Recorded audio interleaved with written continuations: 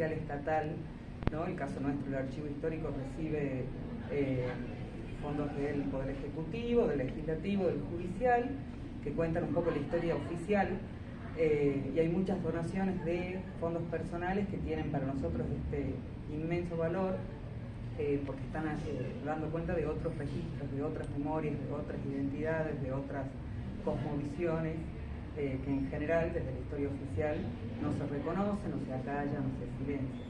Así que bueno, más que nada en este momento crítico que vivimos, poder ponernos en este lugar y defender el papel de los archivos en la vida de todos nosotros es más que importante. Últimamente en todas las presentaciones decimos nunca más, siempre en este momento, ahora más que nunca, ¿no? Estamos como repitiendo eso, me parece que hay que repetirlo hasta el hartazgo porque, bueno, viene mucho atropellamiento y avasallamiento y silenciamiento, así que bueno. Buenas tardes. Bueno, acá estamos con Raquel Adet, yo soy Ana Soler de la Mediateca del Archivo Histórico. Quizás no sé si conocen ese espacio, pero bueno, en una institución muy antigua como el archivo, que tiene más de 80 años, hace un poco más de 6 años se fundó una nueva sección que se llama Mediateca y que bueno, un poco para resumir y agilizar, tiene que ver con que el archivo pueda tener un espacio de guarda, preservación y acceso a grabaciones sonoras, registros audiovisuales, sin ningún tapujo temático, y es por eso que es pequeña, es joven la sección, pero es muy diversa.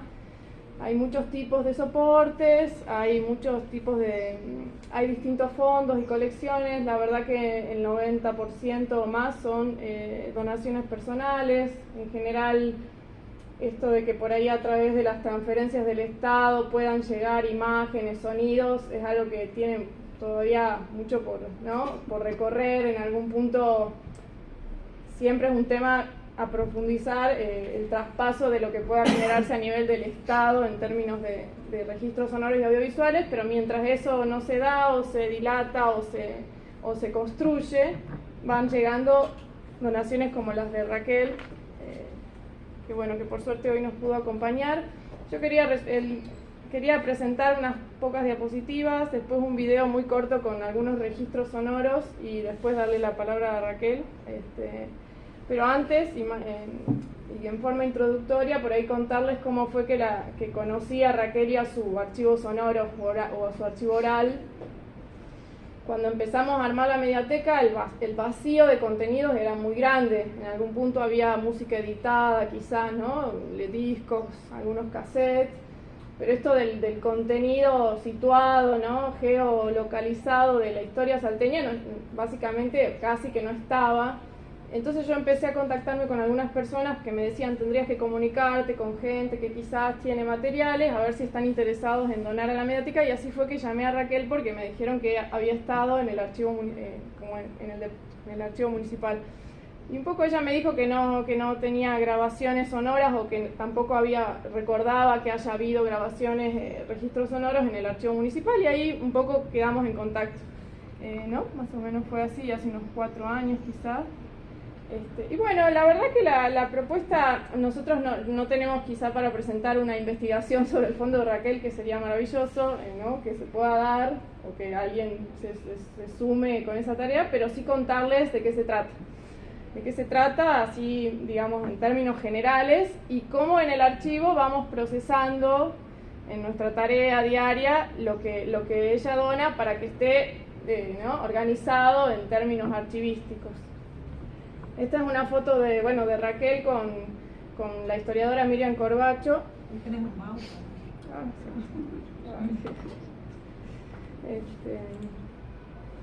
Bueno, nada, estas son algunas fotos. Raquel nos entregó 2 cajas con 81 cassettes, siempre aclarando que creía que podía haber más o que quizá habían sido más, pero es lo que ella tenía, lo que podía donarnos y sumar. Estas son capturas de algunas tapitas, solapas. Y bueno, de a poquito fuimos armando lo que en el archivo llamamos como la ficha del fondo de Raquel. Estos son algunos campos simplemente para dar cuenta, así como un poco más técnicamente, de cómo se fue procesando la información que hace a su fondo. Ella nos contó que los cassettes se habían grabado en términos generales y aproximadamente entre el 94 y el 2004, por eso el fondo tiene esas fechas topes.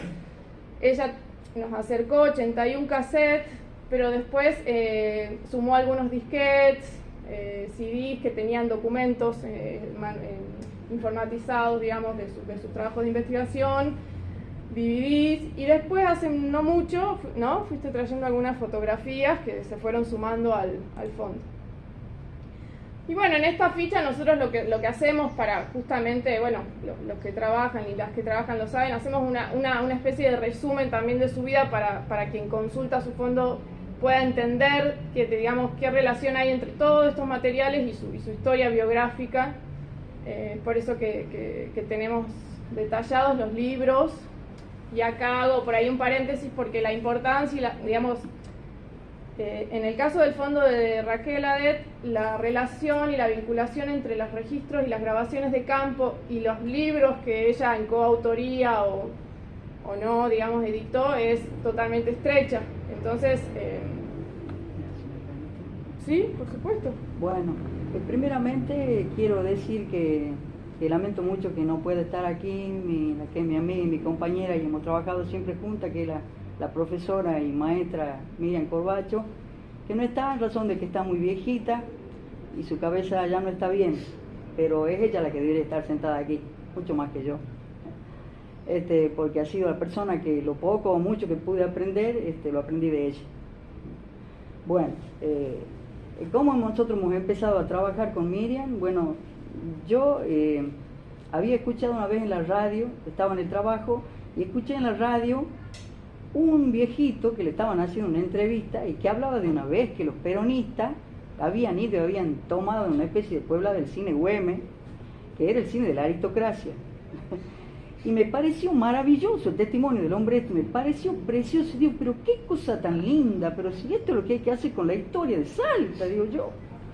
Que siempre la historia de Salta muy contada por historiadores de la oligarquía, como Bernardo Fría, como Ernesto Arau, como Manuel y Miguel Solá, como Atilio Cornejo, siempre una historia vista desde una clase social que era la oligarquía, que era la detentadora del poder económico, de la tierra, y también la detentadora de la palabra oral y escrita, ¿no? Entonces, digo, pero qué lindo, porque esto viene a subvertir toda esa visión, es una cosa completamente nueva, me pareció hermoso. Entonces digo, bueno, quisiera trabajar y poder reconstruir la historia, pero a través de los testimonios orales. Y bueno, empecé más o menos en la década del 90, comienzo de la década del 90, a buscar gente, viejos dirigentes, viejos trabajadores, gente del común, porque eso es lo que me parecía a mí lo interesante. Es como otra concepción de la historia, ¿no?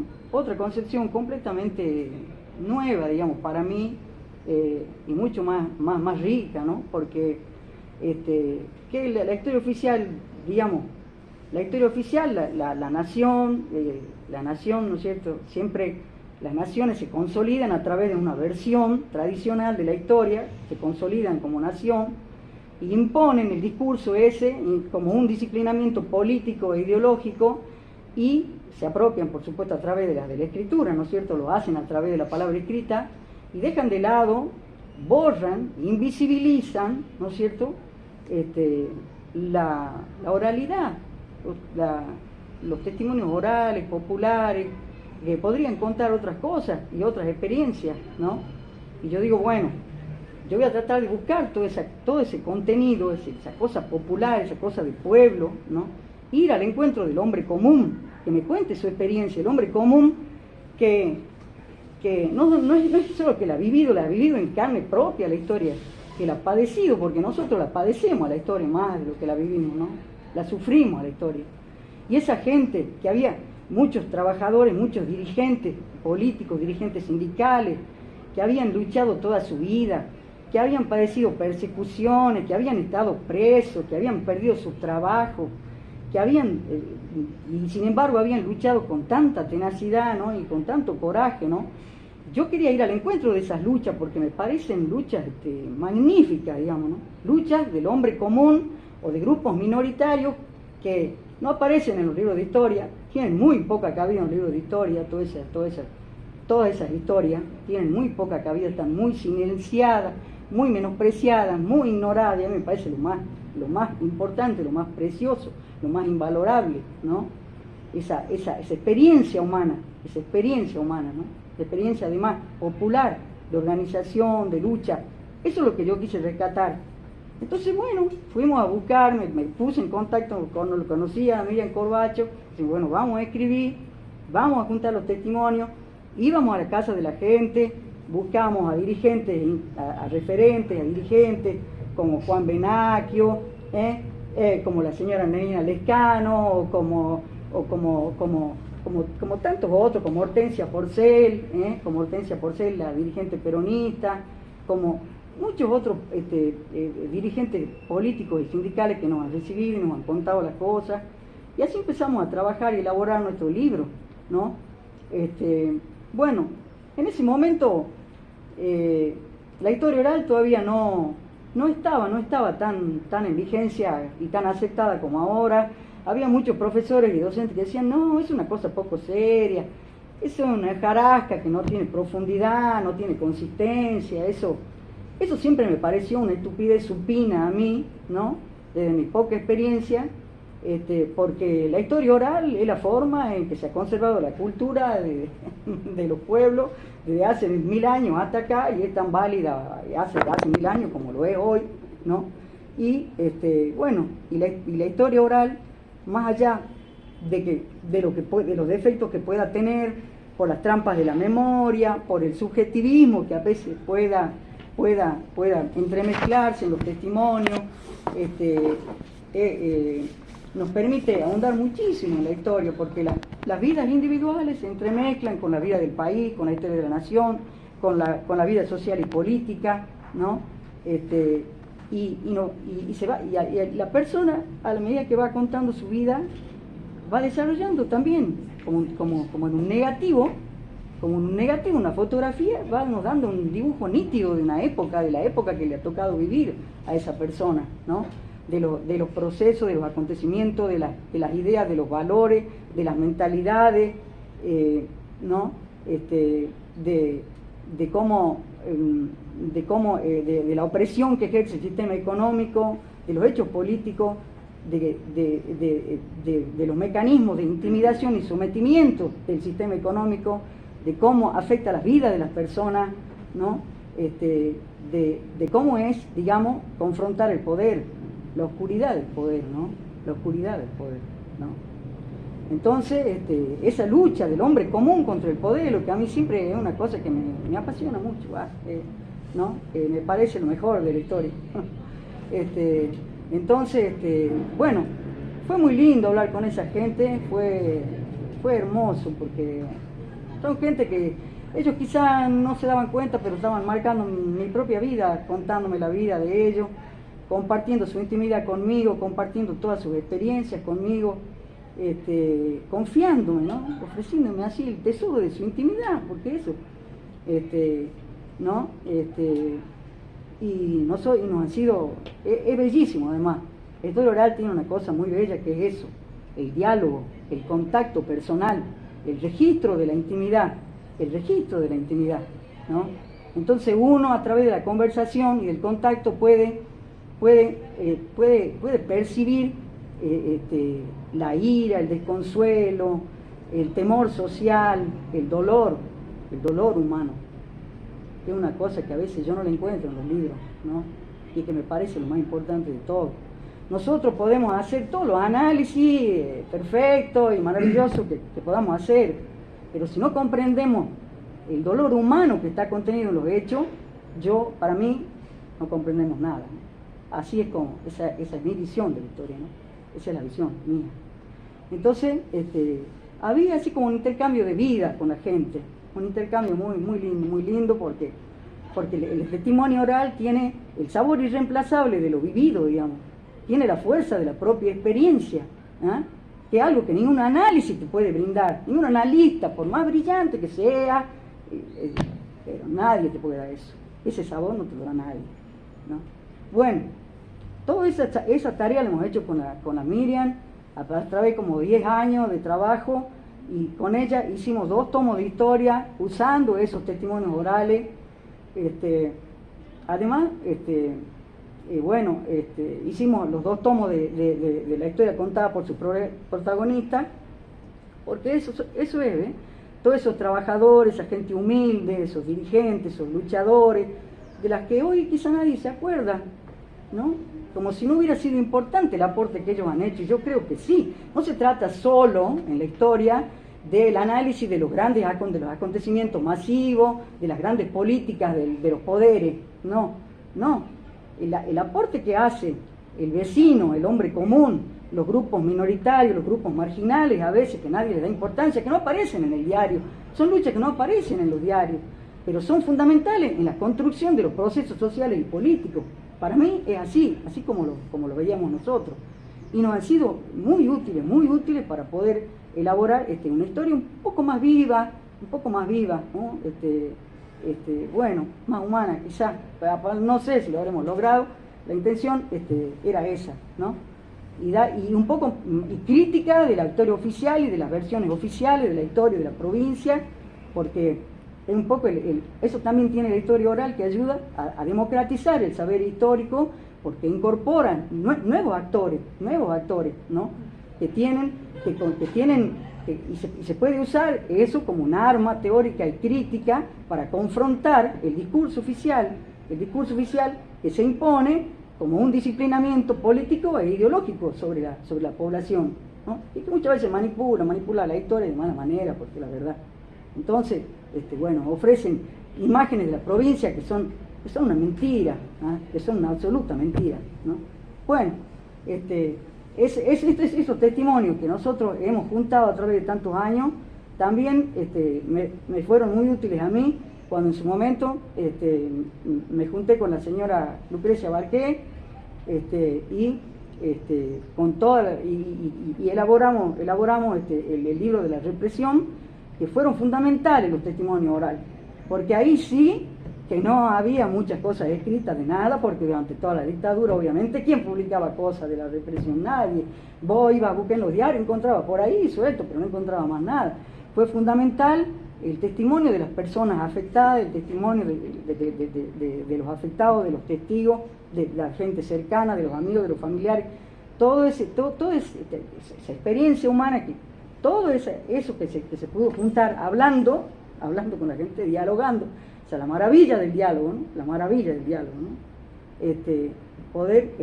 Se ayudó también a elaborar ese libro, que fue, creo, una cosa muy importante para la conservación de la memoria de la barbarie, de esa desgracia colectiva que sufrimos, y ahora quieren negar, y ahora las adjetivan de estafa, la estafa de los desaparecidos. Hay que ser hijo de puta, digo yo, perdónenme, ¿no? Bueno, eso no es bueno. Todo ese trabajo que hemos hecho con la Miriam, vino un día ella, me pidieron si yo tenía en la casa, yo lo tenía guardado. Teníamos guardado un poco más de 80 testimonios, desgraciadamente muchos, con el paso de los años, y también por mi propia estupidez, no los he guardado bien. He perdido muchas cosas valiosas que lamento muchísimo haberlas perdido. Y ahora estoy más contenta porque se la di a Ana, y sé que ella trabaja con seriedad y que están bien cuidados y bien preservados y bien a disposición de cualquiera persona que quiera consultar la palabra y la vida y la experiencia de gente que se ha muerto ya, que ya no se puede escuchar nunca más todo lo que tenían para brindarnos y decirnos y contarnos y enseñarnos, porque yo creo que de todo eso que hemos entrevistado, uno solo nomás sigue con vida. Y yo creo que a medida que pasa el tiempo, el valor de esos testimonios aumenta cada vez más, justamente por eso, porque la gente se va, porque el tiempo se la lleva, como nos lleva todo. Así que, yo creo que esos testimonios son un legado que debemos preservar a toda costa, que nos compromete, porque interpelan nuestra conciencia y siembran preguntas que todavía buscan respuestas. Bueno, eso es todo.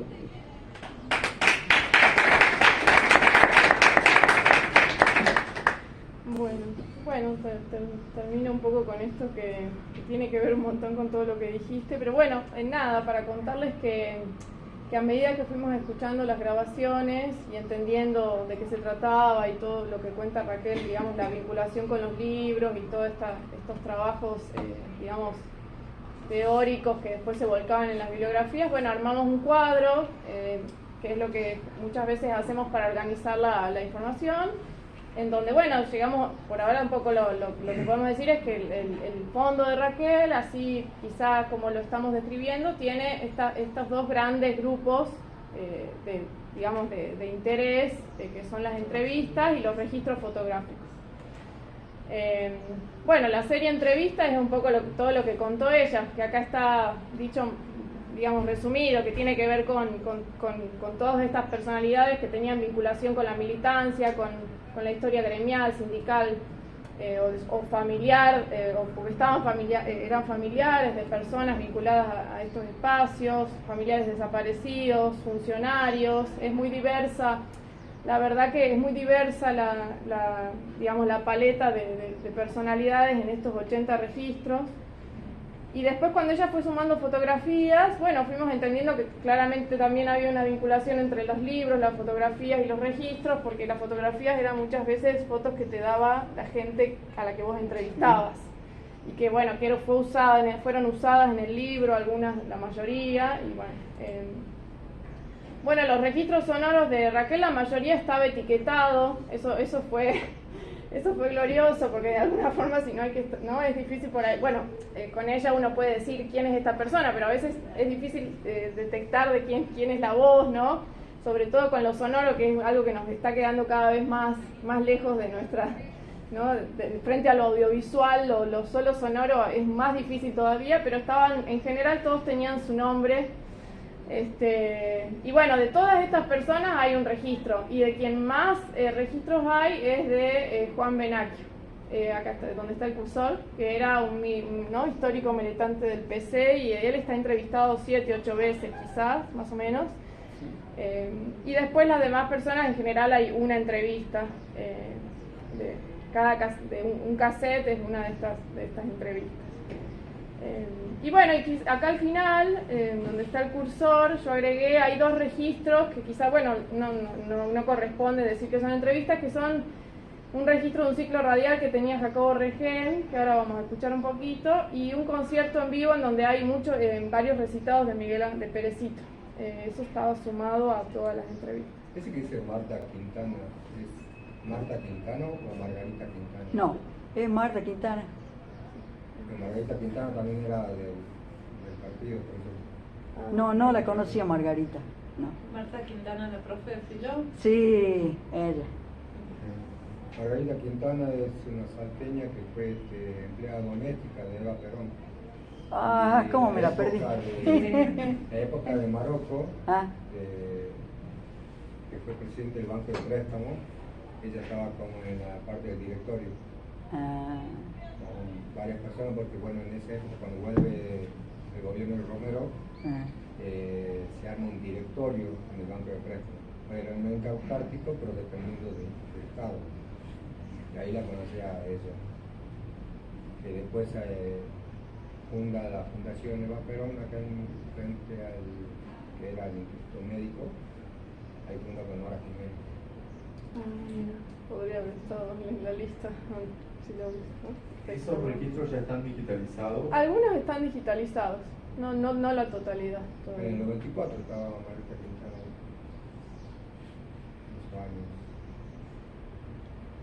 Están digitalizados y los otros son susceptibles de ser digitalizados, Sí, están en por condiciones. supuesto. Ya que rompimos el protocolo, ¿pueden intervenir? Sí, claro, sí. Primero quiero preguntar si el fondo lleva el nombre solamente tuyo o también de Raquel. De Miriam. El fondo lleva el nombre de Raquel. De Miriam. No, el fondo es de las dos. De las dos. pero Claro. Lleva el nombre de las dos. Sí. No, en el archivo nosotros lo ingresamos con el nombre solo de Raquel. ¿Por qué? estaría bueno. Igual, Yo los quiero hacer nombres la de los noción fondos por ahí.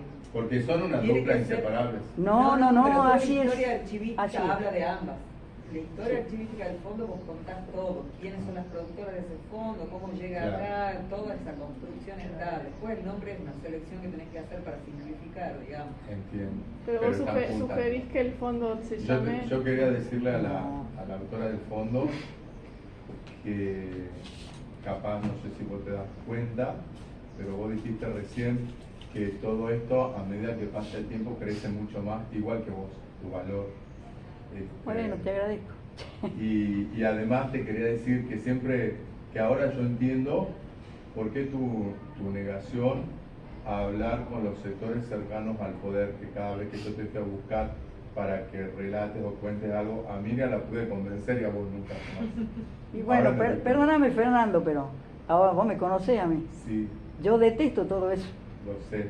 pero no de la boca para afuera. Y ahora lo detesto profundamente. Lo valoro y valoro muchísimo que esté acá todo eso que vos decís. Gracias. Sí, ya pongo el video y ya les dejamos pasar. A mí me parece interesante, siempre que pienso en el fondo de Raquel, pienso en las grabaciones de tantas personas de ciencia, por tomar un campo grande, enorme, de ciencias sociales, ¿no? Que han hecho tantas grabaciones tan ricas para generar materiales, digamos, plasmar sus investigaciones. Y cómo en el caso de ella eso sí llegó, digo, porque en definitiva esto era una fuente de consulta para una elaboración teórica, que en la mayoría de los casos de los investigadores nunca llega a ningún archivo, ¿no? Me parece Y interesante. quizá ustedes como Mediateca debieran hacer una campaña de concientización para que todos esos investigadores que salieron a la calle, que hicieron un trabajo de campo, que recogieron un montón de información, te la den y la guarden acá, porque después se pierde. Ellas No, la se hacen, me pierde parece todo. que el problema son los investigadores, porque constantemente están en las redes, ¿no? Yo por lo menos veo cómo le ponen para presentar el fondo. Pero claro, Raquel, los investigadores no todos piensan en que eso es valioso y que pudieran traerlo acá, digamos. Sí, o en las otras lecturas que va a haber a futuro de las grabaciones o las fuentes que ellos generan, ¿no? Claro. Como que O quizá por la- mezquindad queda también la puede de ser a ellos. veces, pero hacen mal, porque uno vive un poquito nomás y se termina. Así es. Y todo ese material, ¿a dónde va a Se parar? A la pierde. basura, ¿sabes? Se pierde. Eso es lo que pasa, es así. Bueno, nada, quería mostrarles algunos ejemplos de cómo nosotros en este trabajo diario de tratar de dar cuenta de qué tiene cada grabación, elaboramos fichas con un montón de datos que permiten después recuperar. Por ahí, para quien nunca vio una ficha de archivo, esta es una típica ficha de, por ejemplo, que armamos nosotros para los registros sonoros, donde obviamente en el contenido tratamos de describir lo mejor posible o ampliamente lo que se dice en ese registro, pero después hay un montón de otros datos que ponemos sobre ese material, que son ya sea las fechas o el tipo de soporte, y bueno, nada, como un ejemplo para que no sea siempre algo que está escondido un poco, ¿no? La ficha es algo que está bueno saber también cómo se puede armar o se puede mejorar, y bueno, la quería mostrar porque todos los cassettes de Raquel están asentados por ahora en un Excel con estos campos, y en cada cassette se desglosa toda esta información, como para dar un ejemplo de eso. Y bueno, y después agradecer siempre a Raquel, y a través tuyo a Miriam y a Lucrecia, que obviamente no está entre nosotros, porque de las tres, ¿no? Gracias al trabajo de las tres es que llegó todo este material hace ya 4 años, 3 años a la Mediateca. Bueno,